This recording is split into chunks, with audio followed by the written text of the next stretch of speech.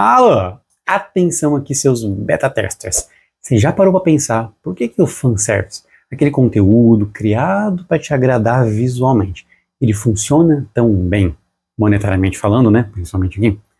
Hoje, o Checkpoint da Mente vai mergulhar na psicologia da atração física em jogos, por exemplo, como Stellar Blade ou Brown Dust 2 e outros mais, tá? Mas ó, spoiler aqui, tá? Não é só por aquele ditado de os olhos comem primeiro. É dopamina, é córtex pré-frontal e é até mesmo o eixo HPA, nosso sistema hipotálamo, pituitária, glândula adrenal, jogando juntos como se fosse um timezinho, tá? Lembrando então que esse vídeo ele é educativo, ele não substitui uma avaliação médica ou psicológica. E apesar de médico que trabalha com saúde mental, hoje a gente vai estar apenas analisando situações à luz da ciência. Bora lá então?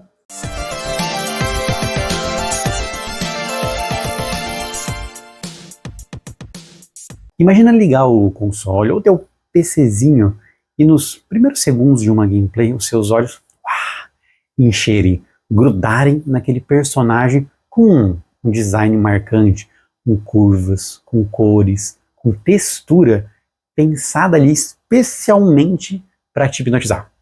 Isso não tem nada a ver com futilidade, tá? Isso é instinto caçando recompensa. No caso, recompensa visual. O núcleo accumbens, uma regiãozinha do cérebro, aquela mesma regiãozinha de interesse do Venvance e do TDAH, ele vai soltar uma fagulha dopaminérgica. Isso vai ser igual àquela sensação de quando você, sei lá, dropa um item lendário, ou ganha, nossa, bem entre aspas aqui, tá? Ou ganha no mal do tigrinho. A partir daí, o circuito de engajamento, ele se fecha e você fica preso num flow, como se fosse um hiperfoco. Quando isso acontece, você tem até aquela falsa sensação de estar mais focado. Se a gente fizesse nesse momento um EEG, um eletroencefalograma na tua cabecinha, a gente ia ver um pico de uma onda beta frontal se alinhando com fases de exploração. O que quer dizer isso? Isso indica que vai ter mais atividade no córtex pré-frontal dorso-lateral, responsável por antecipar a recompensa e o planejamento. Por isso que realmente você se sente mais focado, tá? Mas surpresa aqui, né? Nos desafios ali pós-luta, o cortisol ele vai saltar e o eixo HPA vai reagir como se fosse um estressezinho leve, tipo de excitação mista, também chamado de eustresse, tá?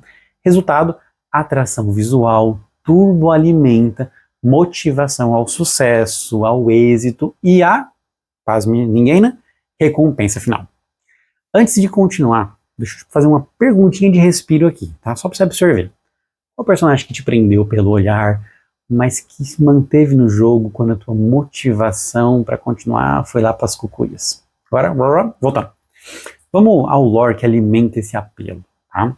Em Stellar Blade, no jogo Stellar Blade, a Eve é uma androide cuja backstory vai envolver perda de memória e uma busca de identidade. Aquela armadura colada nela, colada ao corpo, ela não é só estética, ela vai simbolizar a vulnerabilidade mecânica versus um poder sobre-humano. Afinal, ela é uma androide superpoderosa, né? Então assim, essa ambivalência ela vai refletir um fenômeno chamado Fighting Sexy Toy.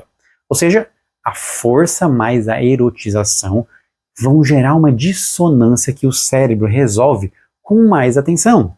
Guarda bem aqui, ó. Para o nosso cérebro, a gente mostra que ele acaba entendendo que personagens fortes e hipersexualizados são percebidos como ainda mais sexualizados, só que sem uma redução da objetificação. Tudo bem? Tá.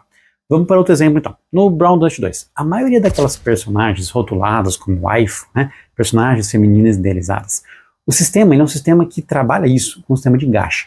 É um sistema de gacha, né? É uma mecânica de roleta que vai liberando personagens aleatórios. Isso vai explorar a mesma rota neural de cassinos, ou seja, a imprevisibilidade mais a promessa de recompensa é igual a um surto de dopamina. Quanto mais difícil, quanto mais você sabe que é difícil, mais trabalhoso, tá? Maior vai ser a dopamina da recompensa. Pensa aqui, ó, tá? Porcentagem.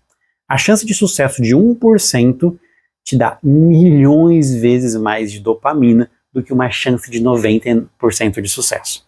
Dark Souls já dizia isso, né? Quanto mais difícil, maior é a recompensa.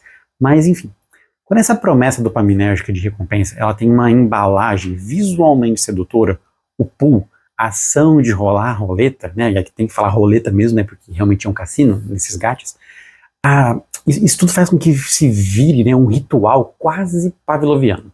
Então, ó, a metáfora rápida para você entender, para a gente exemplificar. Pensa no teu cérebro como uma parte, como um grupo de RPG em que a dopamina é o DPS, é quem está dando dano e por vezes carregando time. O córtex pré-frontal, ele é o estrategista, e o eixo HPA, ele é o tanque, é ele que aguenta o tranco do estresse. Se um desses três tilta, se um desses três buga, entra numa desvantagem, colapsa, o time todo sofre e o teu sistema como um todo vai colapsar. Ou seja, você entra em game over, tá? E, inclusive, ó, a propósito, perguntinha bem reflexiva aqui, tá? Você já sentiu vergonha de jogar um jogo com um avatar atraente demais? Pois então, esquece isso, tá? Não se sinta mal. Isso porque, na verdade, é só o teu cérebro te falando assim, ó. Pesar social. Essa culpa social, ela também ativa o córtex cingulado anterior, que é uma área de processamento e julgamento moral. Por isso que a culpa aparece nesses casos, né? Por isso que você às vezes fica se sentindo mal quando você está vendo um filme perto da tua mãe e tem uma cena de sexo também, né? Mesma coisa do mesmo jeitinho, tá?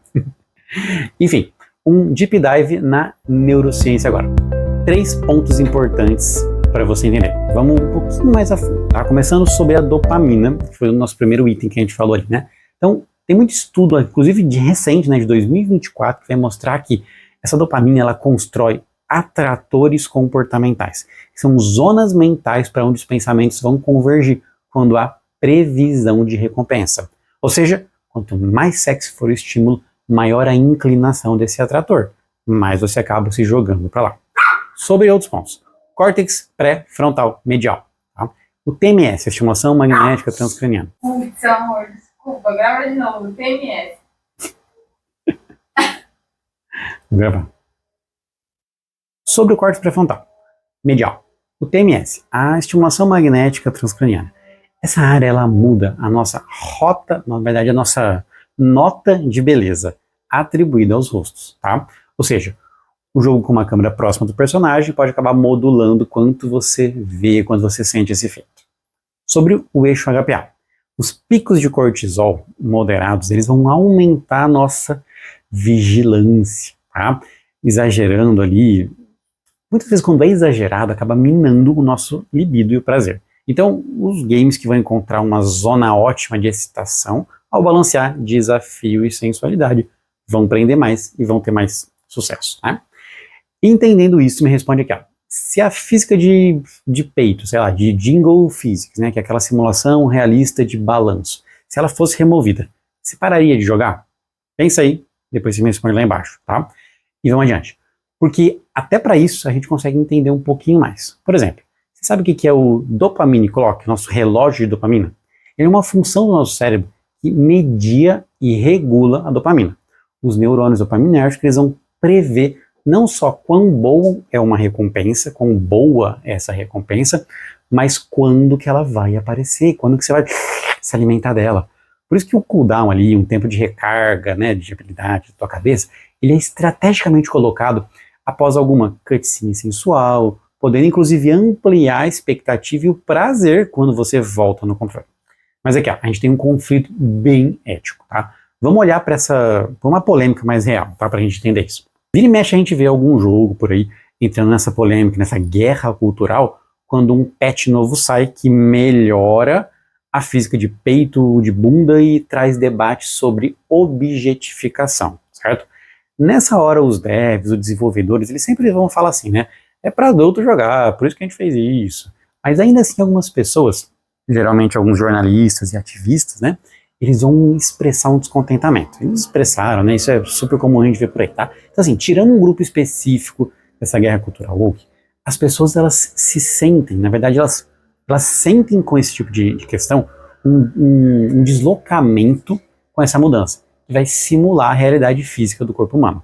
E eles revelam algo muito interessante. Esse choque, ele revela o que a gente chama de uma dissonância estética, que é exatamente um gap entre a atratividade vendida e a autonomia percebida. Agora, no meio disso tudo, algumas pessoas elas vão sofrer mais. Então, vamos olhar para quem tem, por exemplo, uma genética para buscar mais dopamina. Sabe o que eu tô falando? Aquela pessoinha TDAH, né?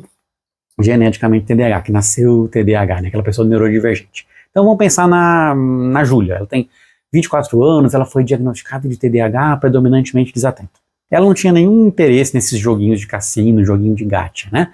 E ela falava que, inclusive, era cassino legalizado para crianças e que devia acabar. Mas um dia ela estava ali mexendo no seu tubo e aí, de repente, ela viu lá no banner do Brown Dust 2 que fisgou ela com a heroína Justia, sei lá, um collab especial de verão. E a hora que ela viu aquela skin nova, a pupila dela urrou. Fez uma dilataçãozinha média de 0,4 milímetros. Então, uma dopamina endógena, normalmente baixa no TDAH, subiu com uma novidade, mais a erotização. Resultado, um aumento de foco que foi sustentado por mais de 30 minutos, que foi maior, inclusive, do que a linha de base que ela tinha quando ela tomava a baguinha de Ritalina dela para o TDAH. Pega isso, forte, né?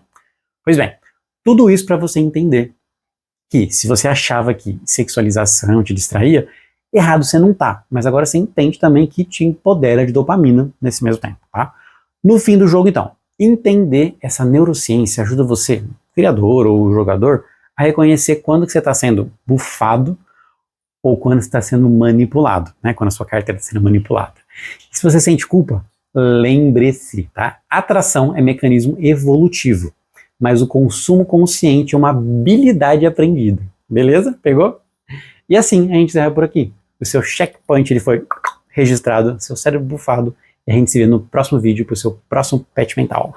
Descomplicando a psiquiatria e a neurociência, uma sinapse de cada vez.